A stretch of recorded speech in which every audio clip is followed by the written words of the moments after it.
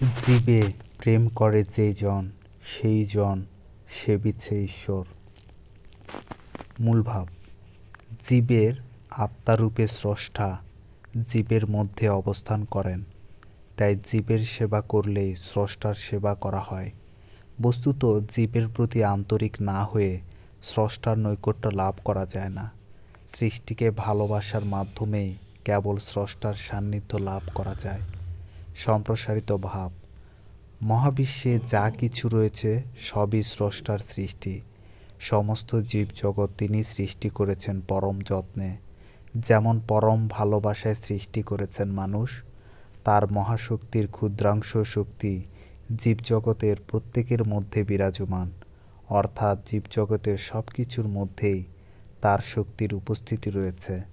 কাজেই জীবের প্রতি দয়া প্রদর্শন করা আমাদের প্রত্যেকেরই কর্তব্য, কেননা জীব সেবা করলেই প্রকারান্তরে সৃষ্টির স্রষ্টার সেবা করা হয়।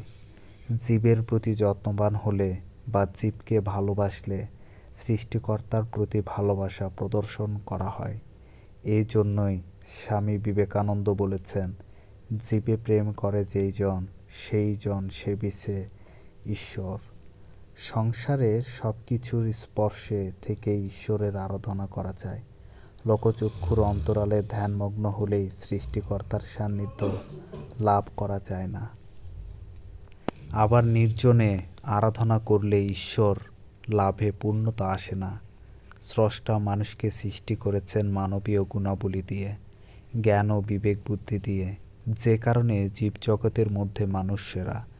কাজেই সেরা হিসেবে মানুষের প্রতি যেমন মানুষের দায়িত্ব ও কর্তব্য রয়েছে, তেমনি প্রতিটি জীবের প্রতিও রয়েছে সমান দায়িত্ব ও কর্তব্য। জীবের সেবা না করে শুধু ঈশ্বর সেবায় মগ্ন হলে প্রকৃতপক্ষে ঈশ্বরের সন্তুষ্টি লাভ করা যায় না। জীবজগৎ নিধনে ব্যাপৃত হলে একসময় মনুষ্য জীবনও বিপন্ন হয়ে পড়ে। এজন্য বৌদ্ধ ধর্মে বলা হয়েছে জীব হত্যা মহাপাপ।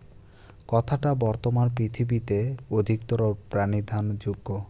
উদ্ভিদ ও জীবজগৎ ধ্বংস করার ফলে পার্থিব পরিবেশ বিপন্ন হয়ে পড়েছে, আর তার প্রায়শ্চিত্ত করতে হচ্ছে মানুষকেই, অর্থাৎ সবচেয়ে বেশি প্রভাব পড়ছে মানুষের উপর। জীবন ক্রমশ দুর্বিষহ হয়ে উঠছে।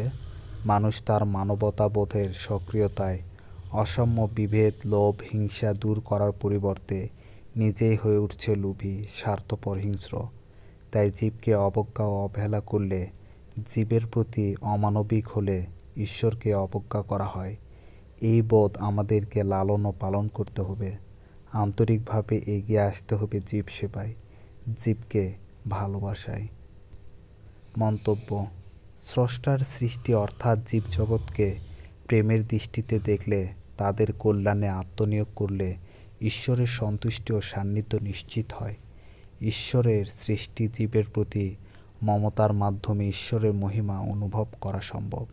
তাই জীবজগতের ধ্বংসের পরিবর্তে তাদের প্রতি যথার্থ যত্নবান হওয়া একান্ত প্রয়োজন।